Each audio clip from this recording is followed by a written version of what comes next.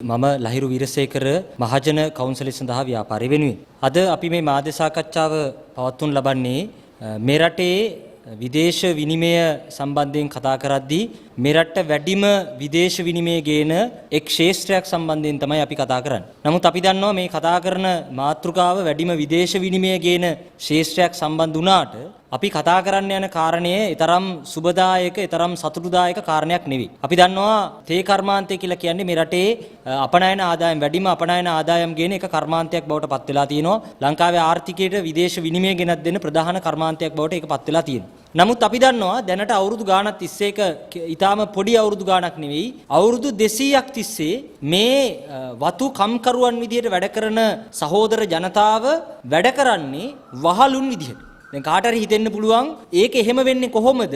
ඔවුන් වැඩ කරන ශේෂ්ත්‍රයේ ඔවුන් වැඩ කරන සමාගම් අධික ලාභයක් ලැබමින් තිබියදී කියලා. ඒ කියන්නේ තේ කර්මාන්තය වැටිලා නැහැ. අපි දන්නවා දැනටත් වතු සමාගම් ඒ තේ කර්මාන්තේ තේ වලට අදාළ වෙළඳ ප්‍රචාරණ කටයුතු මේ සියල්ල කෙරෙන්නේ ලෝකේ හොඳම තේ නිෂ්පාදනය කරන්නේ ලංකාවේ කියලා. ලෝකේ හොඳම තේ නිෂ්පාදනය කරන්නේ ලංකාවේ කියලා කියද්දී අපිට අද කතා කරන්න සිද්ධ වෙලා තියෙනවා ඒ ලෝකේ හොඳම තේ දැල්ල නිෂ්පාදනය කරන එකේ මූලිකම කටයුතු ටික.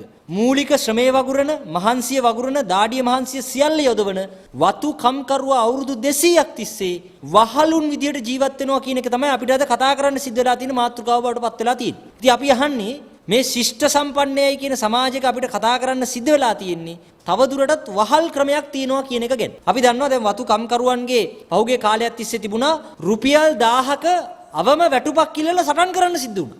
දැන් අපි අහන්නේ තේ කර්මාන්තේ ලාභන වතු සමාගම් ලාභ ලබනවන ලංකාවට වැඩිම අපනයන ආදායම් ගේන කර්මාන්තයක් බවට තේ කර්මාන්තේ පත් වෙලා තියෙනවා නම් ඒ මිනිස්සුන්ට මීට අවුරුදු 2-3කට කලින් සිද්ධ වුණා රුපියල් 1000ක දවසක වැටුපක් කිල්ලලා සටන් කරන්න.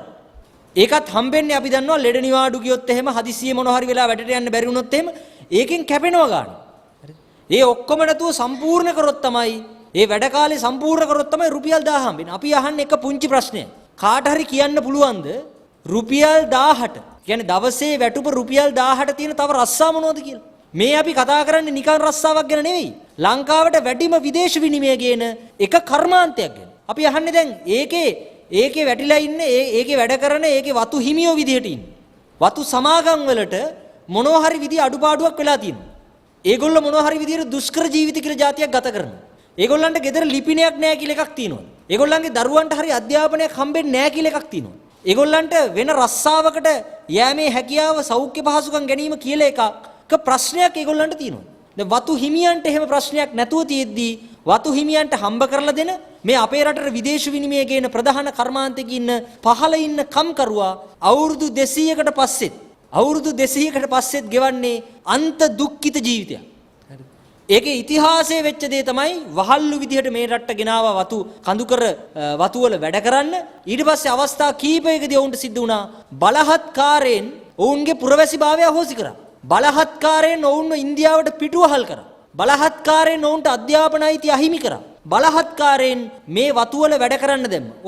ඔවුන් මේ රටට ගේන වෙලාව ඉඳලා මේ තිබුණු කඳුකර වතු වලට ගෙනාවේ පයින් ඒකෙදිම විශාල ප්‍රමාණයක් මරණයටපත් වුණා. අපි අහන්නේ මරණයන් වලට ඒවා ඝාතන නෙවෙයිද?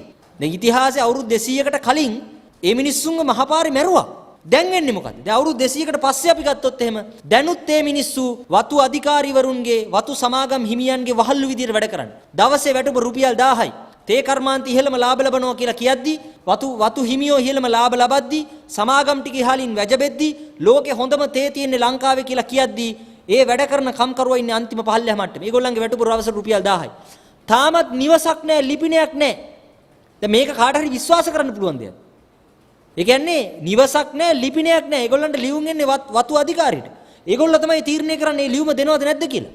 ඒ පවුල් වල ඉන්න තරුණයන්ට දරුවන්ට වෙනත් රස්සාවලට යන එක වළක්වනවා. ඇයි? රැකියාවට සම්මුඛ පරීක්ෂණයේදී ලියුම එන්නේ වතු අධිකාරියට. ඒක දෙනවද නැද්ද කියලා තීරණය කරන්නේ ඒගොල්ලෝ. ඔවුන් ඉන්න ලයිම් කාමරේ ඉන්න අවස්ථාව හම්බෙනවද නැද්ද කියලා තීරණය කරන්නේ වත්තේ වැඩ කරනවද නැද්ද කියන එකත් එක්ක. දැන් සාමාන්‍යයෙන් ඕන කෙනෙකුට, ඒ කියන්නේ රස්සාවක් කරන කෙනෙකුට, නැති කෙනෙකුට, ඕන කෙනෙකුට, ඒ කියන්නේ විදේශ රටකින් මේ රටට ඇවිල්ලා ඉන්න කෙනෙකුටත් හම්බෙන මූලික අයිතීන් කියලා දෙයක් තියෙනවා. ඒ කියන්නේ මිනිහෙකුට ජීවත් වෙද්දී සාමාන්‍යයෙන් සලකන මූලික අයිතිවාසිකම් තියෙනවා. නමුත් මේ ප්‍රජාව ඇවිල්ලා මූලික අයිතිවාසිකම් පවා අපේ රට ඇතුළේදී අහිමි කරපු ප්‍රජාව. ඒ කියන්නේ හිතන්න ජීවත් වෙනවද නැද්ද කියන එක තීරණය කරන්නේ වත්තේ අධිකාරී. ඒ ඉන්න සමාගම් වල අයිතිකාරයෝ. රස්සාව තියනවද නැද්ද කියලා තීරණය කරන්නේ ඒගොල්ලෝ. ඒ රස්සාවෙන් දොට්ට දාන එකට අදාළ කම්කරු නීති අනම්මන මොකක්වත් ක්‍රියාත්මක වෙන්නේ නැහැ. ETF EPF කපනවා කියලා කිව්වට ඒවයි බරපතල විදිහේ වංචා සිද්ධ වෙන්නේ. මේ මිනිස්සු ඒවා බලන්න ඒ account එකක් check කරන්න මේ මිනිස්සු දන්නේ නැහැ. මූලික අයිතිවාසිකමක් වෙච්ච මේ මිනිස්සුන්ගේ දරුවන්ට අධ්‍යාපන අයිතිය අහිමි කරලා තියෙනවා. අපි දන්නවා සමහර අය කියන්නේ අධ්‍යාපන අයිතිය දුන්නොත් එහෙම ඉගෙන ගත්තොත් එහෙම මේ රස්සාව කරන්න නැති වෙයි කියලා කියන්නේ. අපි අහන්නේ කොච්චර නිඳිතද මේ කතාව. සෞඛ්‍ය පහසුකම් ගන්න ගියාට පස්සේ සාමාන්‍ය ස්පිරිතාලයක තියෙන ක්‍රියාවලියවත් මේ මිනිස්සුන්ට සෞඛ්‍ය පහසුකම් ගන්න ක්‍රියාත්මක වෙන්නේ නැහැ. එහෙනම් අපි අහන්නේ දැන් මෙච්චර දැන් කියන්නේ මොකද්ද? මහා උතුම් රට උතුම් ජාතිය අනම්මනම් කියලා කතන්දර තමයි කියන්නේ. නමුත් අපි දන්නවා අවුරුදු 200ක් තිස්සේ වහල්ලු විදියට ජීවත් වෙන මිනිස්සු ප්‍රමාණයක් අපේ රටේ ඉන්නවා. ඒ මිනිස්සුන්ගේ සල්ලි වලින් තමයි මේ මිනිස්සු හම්බ කරන සල්ලි වලින් මේ මිනිස්සුන්ගේ දාඩිය මහන්සිය ජීවිත පරිත්‍යාග කරලා හම්බ කරන සල්ලි වලින් තමයි මේ රටේ ආර්ථිකය වැඩි කොටසක් දුවන්නේ. දැන් එහෙනම් අපි අහන්නේ මේ මිනිස්සු නෙවෙයිද? මේ මිනිස්සුන්ගේ ජීවිත නෙවෙයිද වඩා යහපත් ජීවිත බවට පත් වෙන්න ඕනේ? මේ මිනිස්සු වඩා යහපත් ජීවන තත්ත්වයක් යටතේ ජීවත් වෙන්න ඕන මිනිස්සු නෙවෙයිද? මේ මිනිස්සු අඩුම තරමේ මිනිස්සු විදිහට ජීවත් වෙන්න ඕනේ නැද්ද? එහෙනම් දැන් මේ සටන තියෙන්නේ අපි හිතනවා මේ ආර්ථිකයේ තියෙන අර්බුදය තමයි මේකෙන් පේන්නේ. ඒ කියන්නේ ලංකාවට වැඩිම විදේශ විනිමය කියන එක ශේෂ්ත්‍රයක ඉන්න කම්කරුවට Tamanගේ ජීවිතය ගෙනියන්න බැරි තත්ත්වයක් තියෙනවා කියන්නේ මේ ආර්ථිකේ ෆේල්. ඒ සමාගම් වලට බැරි නම් Tamanගේ ලාභ වලින් කොටසක් මේ ඉන්න වතු කම්කරුවන්ට දෙන්න. වැටුපක් විදිහට හරියට දෙන්න. මාසික වැටුපක් විදිහට ඒක දෙන්න අනිත් වරප්‍රසාදිතයි. ගැබිනි මාතාවන්ට කාන්තාවන්ට අනතුරටපත් වෙච්ච කම්කරුවන්ට අඩුම තරමේ අවම මට්ටමේ පහසුකම් ටිකේ සුබ සාධන ටික දෙන්න අසමත් වෙච්ච තැනක තමයි තියෙන්නේ. ඒ නිසා අපි හිතනවා මේක බරපතල විදිහේ සාකච්ඡාවට ගන්න ඕන, බරපතල විදිහට නියෝජනය කරන්න ඕන, බරපතල විදිහට සටන් කරන්න ඕන ප්‍රශ්නේ. ඒ නිසා තමයි අපි දන්නවා දැන් ඒ ජනතාව තමන් මේ රටට වහල් විදිහට ගෙනාපු මාර්ගය ඔස්සේ මන්නාරමෙන් පටන්ගෙන මාතලේ දක්වා පාගමනක් වෙනවා. අපි කියනවා පහුගිය කාලෙදී දේශපාලඥයෝ සුබුරුදු පරිදි ජාතිවාදී ප්‍රශ්නේ ආගම්වාදී ප්‍රශ්නේ උතුරේ දකුණේ දේශපාලඥයා පාවිච්චි කරා වගේම තමයි කඳුකර තමිල් ප්‍රජාව නියෝජනය කරන දේශපාලඥයන් මේ ප්‍රශ්නේ පාවිච්චි කරා. තොණ්ඩමන්ලා දැනුත් අපි බොහොම පැහැදිලිව කියනවා තොණ්ඩමන්ලා දැනුත් මේ ප්‍රශ්නේ ඊටාම ලැජ්ජාසහගත නිඳිත විදියට පාවිච්චි කරන්න උත්සාහ කරමින් ඉන්නවා. ඒ නිසා අපි කියනවා අපි ඒකට ඉඩ තියන්නේ නැහැ. අපි මහජන කවුන්සිලේ සඳහා ව්‍යාපාරයේ විදියටත් මෙතන ඉන්න සහෝදර සහෝදරියන් පහුගිය කාලයක් තිස්සේ රුපියල් 1000ක වැටුපක් දවසේ වැටුපක් ඉල්ලලා 1000 ව්‍යාපාරයේ ඇතුළු ඒ සංවිධාන ගණනාවක් වතුකම් කරුවොත් එක්ක සටන් කරලා තමයි රුපියල් 1000 දිනාගත්තේ. ඔය වතුකරේ නියෝජනය කරනවා කියන එක දේශපාලන නායකයෙකුට බැරි වුණා ඒ ප්‍රශ්නේ නියෝජනය කරන්න. එහෙනම් අපි කියනවා මේ සටනේ ඇත්ත නියෝජනයේ තියෙන්නේ වතුකම් කරුවන්ගේ ඇත්ත මිනිස්සුත් එක්ක සටන් කිරීම ඇතුළේ විතරයි. ඒ නිසා අපි කියනවා අපි මේ රටේ ජනතාවට කියනවා ඔබ මේ රටේ ජීවත් වෙන කෙනෙක් නම් අඩුම ගානේ තේ එකක් බීලා තියෙන කෙනෙක් නම් මේ ප්‍රශ්නෙට පාරට බහින්න ඕන. මේ ප්‍රශ්න වෙනුවෙන් හඩක් නගන්න ඕන. Taman එක්ක එකට ජීවත් Tamanගේ රටේ අවුරුදු 200ක් තිස්සේ වහල්ලු විදියට මිනිස්සු ප්‍රමාණයක් ජීවත් වෙනවා කියන එක හිතනකොට ලැජ්ජාවක් එන්න ඕන. ඒ ලැජ්ජාව පැත්තක තියලා මේ මිනිස්සුන්ගේ ජීවිත වෙනුවෙන් පෙනී ඉන්න ඕන. අපි ඉල්ලන්නේ වෙන මොකුත් නෙවෙයි. මේ මිනිස්සුන්ට මිනිස්සු විදියට සලකන්න ඕන. මේ මිනිස්සු කරන්නේ බරපතල විදියේ වටිනා සැලකිය යුතු රස්සාව. ඒකේ මිනිස්සුගේ රස්සාව හරියට කරලා තිනවා. පහුගිය කාලේ බැසිල් රාජපක්ෂලා අරේ මේ එකතු වෙලා මේ මිනිස්සු ගෙනාවු සල්ලි ටික තමයි හූරගෙන කෑවේ. අර මිනිස්සු රස්සාව හරියට කරලා සිටී මිනිස්සු දුක් විඳිනවා. ඒ නිසා ඒ මිනිස්සුන්ට දැන් ජීවන වියදමට සරල ලෙස වැටුපක් ගෙවන්න ඕනේ මිනිස්සුන්ට. ඒ මිනිස්සුන්ට ගෙයක් තියෙන්න ඕනේ, ලිපිණයක් තියෙන්න ඕනේ. ඒ මිනිස්සුන්ට නිදහස් සෞඛ්‍ය, නිදහස් අධ්‍යාපන අයිතීන් භුක්ති විඳීම සඳහා වෙච්ච ප්‍රවේශයන් කිසිම බාධාවකින් තොරව විවර කරන්න ඕනේ. ඒ මිනිස්සු තවදුරටත් වහල්ලු විදියට තියාගෙන ඉන්න එක නවත්තලා සාමාන්‍ය මිනිස්සුන්ට සාමාන්‍ය රැකියාවක් කරන මිනිස්සු විදියට සලකන්න පටන් ගන්න ඕනේ. ඒකට දේශපාලන තීරණ ගන්න ඕනේ. ඒකට නීති අනපනත් හදන්න ඕනේ.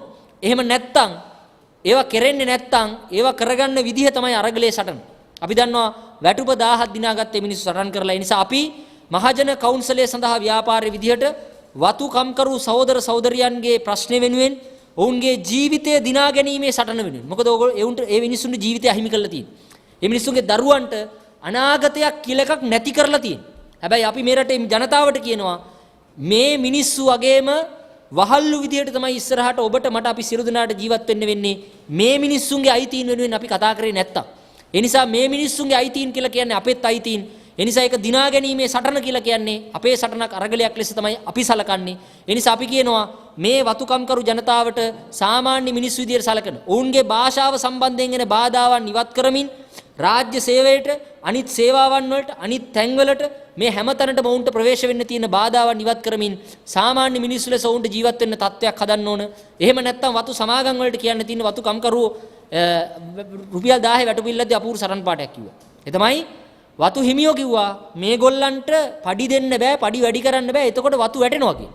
ඉතින් වතු වැටෙනවා නම් වැඩ කරන සේවකයන්ට පඩි දෙන්න බැරුව ඕවා වැඩන්නේ ඔයගොල්ලන්ට කරගෙන යන්න බෑ. ඔයගොල්ලෝ ෆේල්. එහෙනම් වතුකම්කරුවෝ කිව්වා වතු දෙන්න අපිට කියලා. අපි කියනවා ඔව් අපි මහජන කවුන්සිලය සඳහා ව්‍යාපාර විදියට වතුකම්කරුවොත් එක්ක එකතු වෙලා මහජන කවුන්සිල් හදනවා. ඒත් එක්කම වතුකම්කරුවන්ගේ සටන අරගලේ අපි ඉස්සරහට අරගෙන යනවා. කොන්දේසි විරහිතව ඒකත් එක්ක හිට ගන්නවා. එතකොට ලෑස්ති වෙලා ඉන්න වතු ජනතාවට බාර දෙන්න.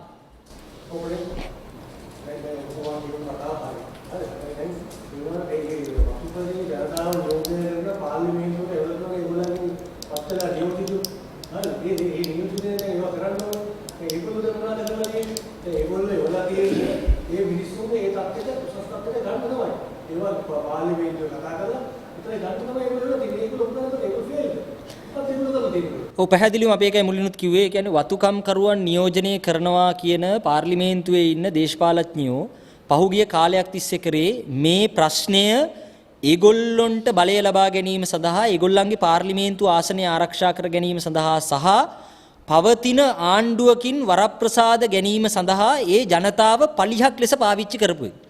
ඒකයි මං කිව්වේ ඒක හරියටම අර උතුරේ දේශපාලඥයන් ජාතිවාදය ඒ වගේම තමයි දේශපාලන සිරකරුවන් නිදහස් කර ගැනීම කියන සටන් පාට ඒගොල්ලෝ හැමදාම මෙහෙම ඉස්සරහ තියාගෙන යනවා. හැබැයි ඒකට සාධනීය මැදිහත් වීමක් කරේ නැහැ. හරිද? ඒකත් සටන් කරලා මිනිස්සු සටන් කරලා ගත්ත ජයග්‍රහණ ඇරෙන්න ඒ ප්‍රශ්න වලට ඒගොල්ලෝ උත්තර හෙව්වේ නැහැ. ඒ නිසා වතුකරේ තියෙන්නේ හැම වෙලේම වතුකරේ ඉන්න පාර්ලිමේන්තු නියෝජනය කරනවා කියන පාර්ලිමේන්තු മന്ത്രിවරු කරේ මේ ප්‍රශ්නේ හැම වෙලේම මෙහෙම පලිහක් ලෙත යොදාගෙන ඒගොල්ලෝ පවතින ආණ්ඩුව වලට ගියා. වරප්‍රසාද දෙනවා කියලා ඒ පැත්තට පැන්න මේ පැත්තට පැන්න ඇමතිකම් ගත්තා. තොණ්ඩමන්ලා කරේ ඒක. වතුකරේ නියෝජනය කරනවා කියන ආණ්ඩුව වල හිටපු නියෝජිතයෝ ඔක්කොම කරේ ඒක. හරිද? ඒ නිසා තමයි අපි මේ වතුකරේ ජනතාවත් එක්ක අපිට සාකච්ඡාව තියෙන්නේ. ඔබේ ඇත්ත නියෝජිතයා ඉන්නේ ඔබත් එක්ක. ඒ කියන්නේ මේ සටන තමයි ඇත්ත නියෝජිතයා. ඒ නිසා තමයි අපි කියන්නේ තවදුරටත් ඒ පාර්ලිමේන්තුව හරි ඒකේ නියෝජිතයෙක් හරි ඇවිල්ලා මේ ප්‍රශ්න වලට උත්තර දෙයි. මේ අයිතීන් ටික පිළිගයි කියලා කිසිම වෙලාවක හිතන්න අපිට හිතන්න කිසිම අවස්ථාවක් නැහැ. ඒ නිසා තමයි අපි යෝජනා කරන්නේ ඒ ඔක්කොම ෆේල්. ඒ කියන්නේ ඒ සියලු දෙනා ඒගොල්ලෝ ඉන්නේ වතු සමාගම් එක්ක. ඒගොල්ලෝ ඉන්නේ වතු හිමියොත් එක්ක. වතු හිමියන්ට ප්‍රශ්නයක් වෙනවා නම් තමයි ඒගොල්ලෝ වතු කම්කරුව පාලනය කිරීම කියන එක අතර අරන් තියන්නේ දේශපාලඥයෝ. ඒ දේශපාලඥයෝ තමයි වතු කම්කරුවන්ව වහල්ලු විදියට තියාගෙන ඉන්නේ ඒගොල්ලන්ගේ දේශපාලන උමනාව නෙවෙයි. ඒ වතුකම්කරුවන්ගේ දරුවෝ බැරි වෙලාවත් ඉගෙනගෙන ඉස්සරහට ආවොත් එහෙම ඔය දේශපාලන තන්ත්‍රයට කුඩු වෙන්න ගහනවා කියලා ඒගොල්ලෝ දන්නවා. ඒ නිසා තමයි මේ පාසල් ටික දිනු කරන්නේ නැත්තේ, ස්පිරිතාල ටික හදන්නේ නැත්තේ, ගෙවල් දෙන්නේ නැත්තේ, එන ලියුම් ටික එන්න දෙන්නේ නැත්තේ. අඩුම තරමේ මේ එන විදේශ විනිමය ටික වතුකම්කරුවෝ හින්දා ආවේ කියලා ඒ මිනිස්සු දැනගන්න එපේ. ඒකටවත් ඉඩක් සලසන්නේ නැත්තේ ඔය ඉන්න පාර්ලිමේන්තු മന്ത്രിවරු. අන්න ඒ වහල්කම නැති වුණොත් එහෙම ඒගොල්ලන්ගේ ඡන්ද ටික නැති වෙනවා. හරිද? තවදුරටත් ඒගොල්ලන්ට මේක කරගෙන යන්න බැරි වෙනවා. ඒගොල්ලන්ට පාර්ලිමේන්තු മന്ത്രി ධූරය අහිමි වෙනවා. ඒ නිසා තමයි අපි කියන්නේ ඒගොල්ලන්ගේ පාර්ලිමේන්තු മന്ത്രി ධූරය අහිමි කරන්න ඕන. ඒක කරන්න වෙන්නේ අරගලයකින්. ඒකට වතුකරයට ඇත්ත නියෝජිතයෝ ඕන. ඒ නියෝජිතයෝ අපි හිතනවා ඒ නියෝජිතයෝ ඉන්නේ සටනේ. ඒ නියෝජිතයෝ තමයි ඒගොල්ලන්ගේ අතරින් මතුවෙන එතනින් හැදෙන මිනිස්සුන්ගේ සංවිධාන වලින් හැදෙන නියෝජිතයෝ. ඒ ඇරෙන්න අපි හිතනවා මේ පහුගිය කාලයක් තිස්සේ නියෝජනය කරපු කිසිම කෙනෙක් ඒ මිනිස්සුන්ව නියෝජනය කරේ නැහැ. ඒගොල්ලෝ ෆේල් තමයි.